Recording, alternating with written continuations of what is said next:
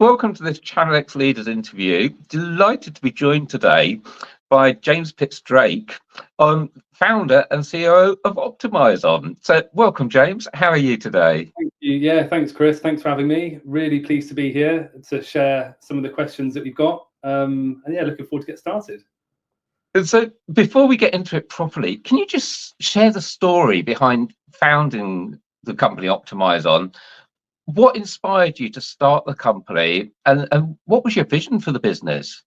Well, how long have you got, Chris?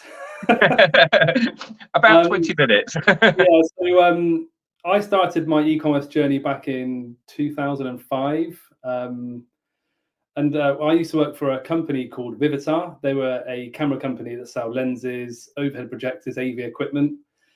And I was working there in the sales team. And I went to the warehouse one day, and one of the managers was up a forklift truck chucking these projectors and AV equipment off the racking onto the floor.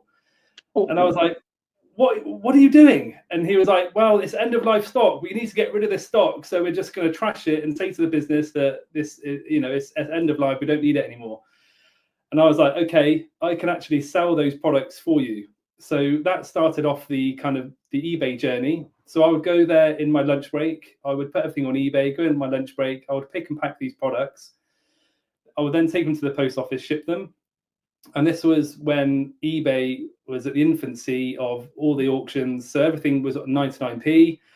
And the amount of money that we made going kind of on the early days, the 99p auctions was incredible. And then Vivitar brought out digital cameras, and the same thing happened. We then started selling digital cameras for Vivitar on Amazon. I then got made redundant, unfortunately, from the UK operation, kept in contact with those guys there. And we were then working with Vivitar, who at that time had loads of licensed products, Hello Kitty, SpongeBob SquarePants, Sakar, loads of these kind of Disney products. They would then go to Argos, all these big retailers.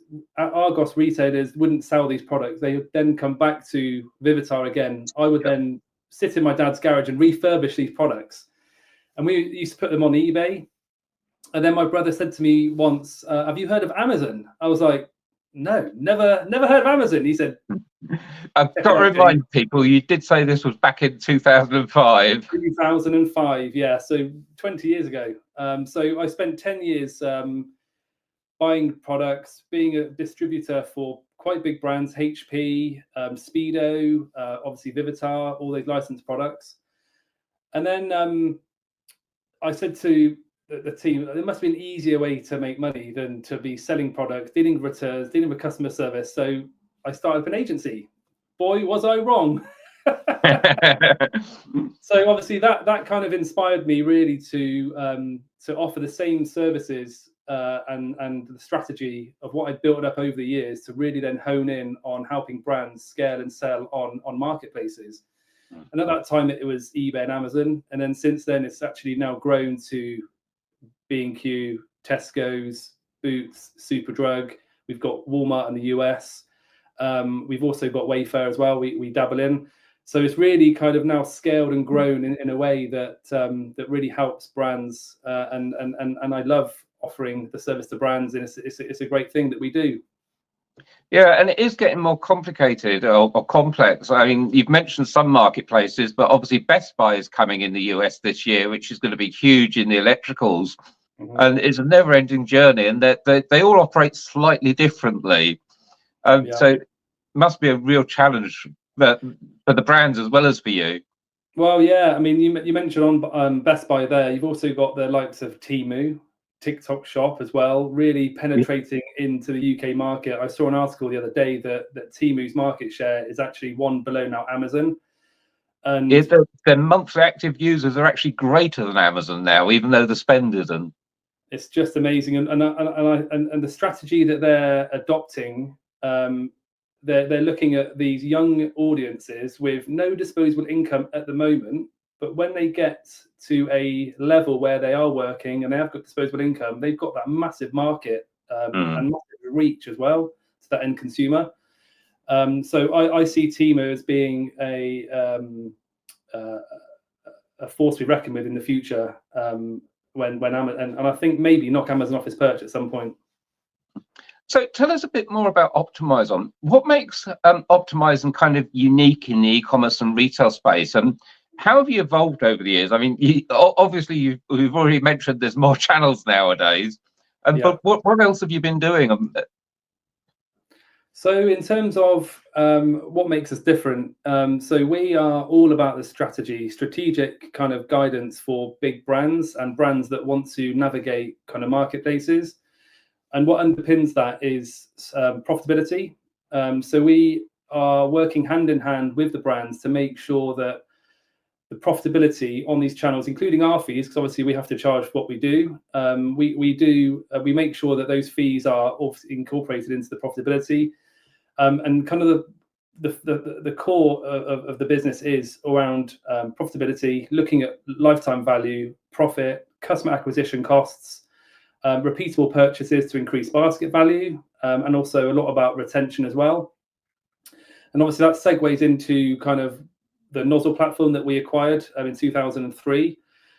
So Nozzle sits within Amazon's third-party 3P API. It looks back at data over 2 years, and then we can do a lot of cohort analysis. So say if Chris was to buy a supplement in January, we can then track that cohort of when you buy again. So if Chris buys again in February, March, and April, we can then see what it costs to acquire you as a business, as a customer via Amazon, and how much profit you make initially in January.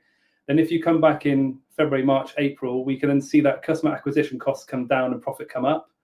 So it's a really interesting of how we kind of target new to brand customers with Nozzle, and I think it's essential of getting kind of acquiring that customer in, especially so in the message. It's all about the data. It's all about the data. We're very data led as a business, and it's something that we really track through everything that we do. And I'll come in probably more in detail later on with some of the more questions we've got in around all the data points that we've got there. And so data is just one of the challenges that brands and retailers have, and Nozzle sounds fantastic for that. But what other challenges do you see that brands and retailers face today when they're selling online? And how does Optimizon help them overcome these challenges? So like I said, the main challenge is around profitability, understanding who their customers actually are, and also getting that brand consistency across channel. So if you were to shop on the direct to consumer website, then to Amazon, then to eBay, or then to Wayfair, all these other marketplaces, brands are finding it really hard to get that brand consistency of wherever that customer shops. They need to have their branding the same. And what Amazon are doing currently, they are changing, obviously, the way that brands sell on the platform with brand registry, A+ content, A+ premium content, brand store. So everywhere that customer shops, whether that's on Amazon and direct to the website, they get that same kind of cohesive experience. But also brands are getting squeezed left, right, and center on all the costs that associate with selling that product. So you're looking at costs, the manufacturing costs, shipping costs, Amazon fees, the always increasing Amazon fees. I mean, I think they've put them up again. They'll be putting them up this year. They put them up again last year. So what we try and do is work with brands around their kind of most profitable assortments. And we do that by looking at what percentage of the market share do they own on Amazon? What do their competitors own on Amazon? Where can we then pitch that their brand within that kind of market share? We can then look at all the profitability of what percentages that we would steal from those brands, work out a full P&L, including our fees, and then really working on that profit together and building the business together. We also look at building and supporting the like increasing basket value is a major factor there as well on profitability. So what Nozzle would do as well is it would see what products are being bought together under that account. We can then bundle those products together to save shipping costs into Amazon and also shipping costs out of Amazon to make more on the bottom line. And for those that are watching that are interested, you've already mentioned some of the marketplaces you work with overseas. I'm guessing that you work with Amazon, eBay marketplaces across Europe and the US. Yeah. Where are you seeing the biggest challenges with cross-border? So biggest challenges. So we've also got a retail business attached to Optimizon as well, where we get brands from the US and bring them into the UK. And the challenges for them is understanding the fragmented market of Europe, the VAT, the tax laws, and really trying to navigate that. Since Brexit has been really, really hard. So we would then work on our own Amazon accounts. We'll bring the brands in. We can then launch really quickly into the UK and European market without even them touching any VAT, any tax. We'll handle it all for them. In terms of marketplaces, we can really support brands coming into the UK and Europe on obviously Amazon in the UK, Europe, France, Germany, Italy, Spain, Netherlands, Sweden. We can also launch them into Australia, North America, Canada, Mexico. We've not yet touched Japan and India, but that is on the cards to do that. What we're trying to be is the global Amazon agency that can support brands wherever they want to be. We are there to support them every step of the way. And talking of support, Optimizon work with a range of partners. I think Limworks, World First, 3Colts. How do these partnerships kind of enhance the solutions that you provide to your clients? Well, I just want to put out there, I love partnerships. I absolutely love partnerships. They really support with growth. They support brands with opportunities. But the main partners that we deal with, we recommend kind of Limworks as a multi-channel solution integration software. So if the brands that we get on want to go multi-channel, multi-country, we then introduce them to Limworks to work with their ERP systems, work with all their internal softwares, and Limworks will effectively then link with all the marketplaces, add a middleware software. So if you've got one pool of inventory in the UK, 100 units, if one sells on Amazon, that all the stock will be depleted by 99, or one unit by all the marketplaces. So you're really saving a lot of cost and time there. And also, you can never run out of stock or never sell a product that you haven't got in stock either, which is really bad, especially on eBay. The other kind of partnerships we work with are World First. So when we're going multi-channel with a multi-currency with our brands, we then recommend using World First as a payment solution provider, because World First, their commission that they take is a lot less than Amazon would take. So you're making kind of more margin, and going back to that profit again, it's more, everything's going to be added to the bottom line.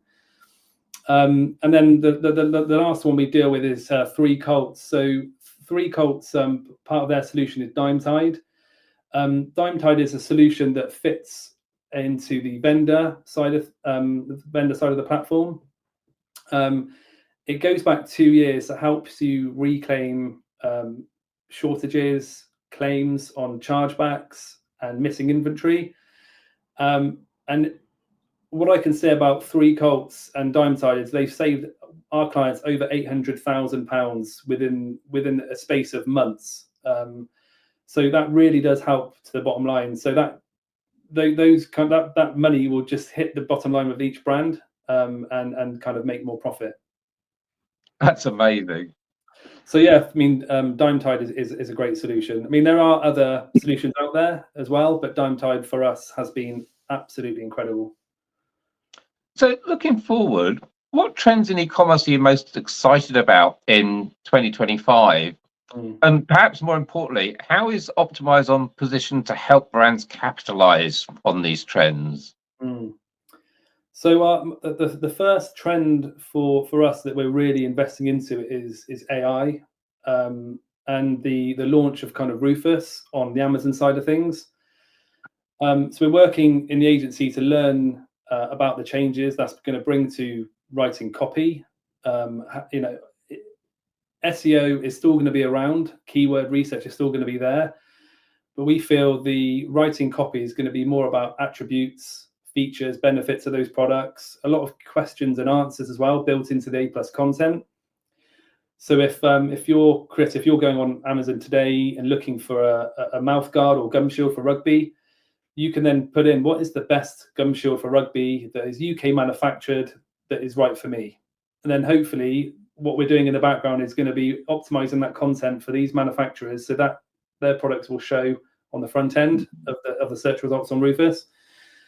We haven't yet seen any paid advertising traffic on Rufus, but I guess Amazon, and they'll really monetize that at some point. So we'll see something at some point around paid advertising on the Rufus platform. So that is kind of one of the big things that we're looking into at the moment. And another thing is the Amazon Marketing Cloud. So Amazon Marketing Cloud AMC has been around for quite some time, but we are really digging more into this now. We've actually got a vendor version of Nozzle being launched actually next month in February, and we're using all the AMC data to drive the software and the decisions on the Nozzle platform. And because Amazon is 1P, we can't get all the data like shopper behavior and purchases from that. So we're using kind of the AMC to help drive that, and we're really excited about launching it.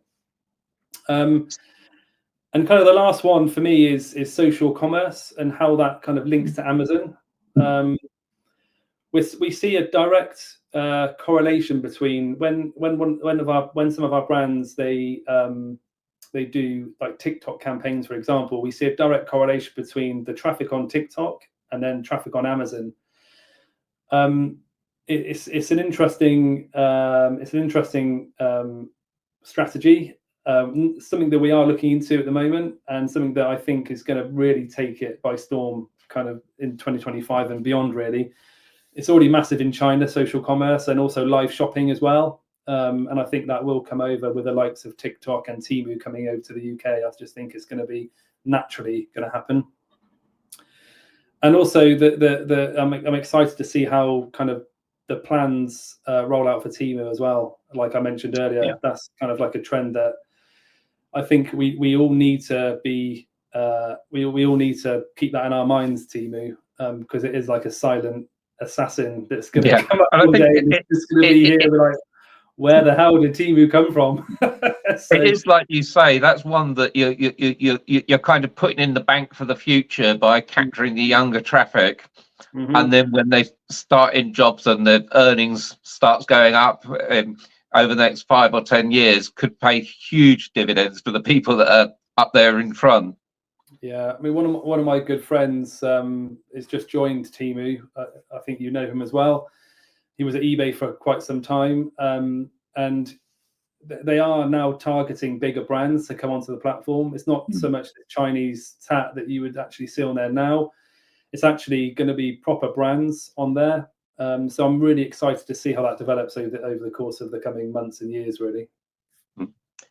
James, I want to thank you so much for your time today. It's been fascinating, especially your early life in the world of cameras and video projectors. Yep. But for people that want to find out more, how can they get in touch with you or follow Optimizon to stay updated on your insights and innovations over the course of the year? So we've got a website, obviously. So if you go to the footer of the website, you can subscribe to our newsletter. Just put your email address in there, or you can head over to our LinkedIn page on Optimizon LinkedIn page, where you can then follow us as a business, or you can follow me. I'll be starting to put a lot more thought leadership things out this year, and it'd be great to connect. I'm always available. And yeah, drop me a message anytime and we can discuss anything and chat things through. And if you look just below this video, you'll find links to all of those places for Optimizon and James's LinkedIn in the text just below. But James, thank you so much for your time today. It's been absolutely fascinating, and really looking forward to e-commerce in 2025, because it looks like it's set for an exciting year. Yes, it does. And all the listeners, all the watchers, all the viewers, I just hope your 2025 is a great year for you guys, and good luck navigating the e-commerce world. Thanks, James. Thanks.